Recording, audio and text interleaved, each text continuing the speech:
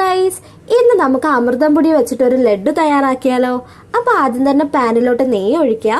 എന്നിട്ട് നമ്മുടെ ഈ അമൃതം പൊടി ഇട്ടിട്ട് ഒന്ന് നല്ലതുപോലെ റോസ്റ്റ് ചെയ്തെടുക്കണം. അതിനായിട്ട് കുറച്ച് പഞ്ചസാരയും കൂടെ ചേർത്തിട്ട് വേണം റോസ്റ്റ് ചെയ്യാനായിട്ട്. ഞാനിവിടെ കുറച്ച് മാത്രമേ പഞ്ചസാര ആഡ് ചെയ്തിട്ടുള്ളൂ, കാരണം നമ്മുടെ ഈ അമൃതം പൊടിക്ക് ഓൾറെഡി തന്നെ നല്ല മധുരമുണ്ട്. അപ്പോൾ ഞാൻ കുറച്ച് മാത്രമേ ഇവിടെ എടുത്തിട്ടുള്ളൂ. എന്നിട്ട് അത് നല്ലതുപോലെ റോസ്റ്റ് ചെയ്തതിന് ശേഷം അതൊരു ബൗളിലോട്ട് മാറ്റുക. എന്നിട്ട് അതിൽ ഇച്ചിരി തേങ്ങയൊക്കെ ഇട്ട് കൊടുക്കാം. ഞാനിവിടെ കുറച്ച് തേങ്ങ കൂടുതൽ ഇട്ടിട്ടുണ്ട്, അപ്പോൾ കുറച്ചുകൂടെ ടേസ്റ്റി ആയിരിക്കും. എന്നിട്ടൊരു ഇളം ചൂടുവെള്ളം ഒഴിച്ച് നമ്മൾ നല്ലതുപോലെ നമ്മുടെ ചപ്പാത്തിക്കൊക്കെ കുഴക്കത്തില്ല, അതുപോലെ ഒരു മാവ് പോലെ എടുക്കുക. എന്നിട്ട് നമ്മുടെ നെയ്യ് തടവുക. ശേഷം കുഞ്ഞി കുഞ്ഞി ബോൾസ് ആയിട്ട് ഉരുട്ടി വെക്കുക. അപ്പോൾ ദാ നമ്മുടെ ലഡു ഇവിടെ റെഡി ആയിട്ടുണ്ട്.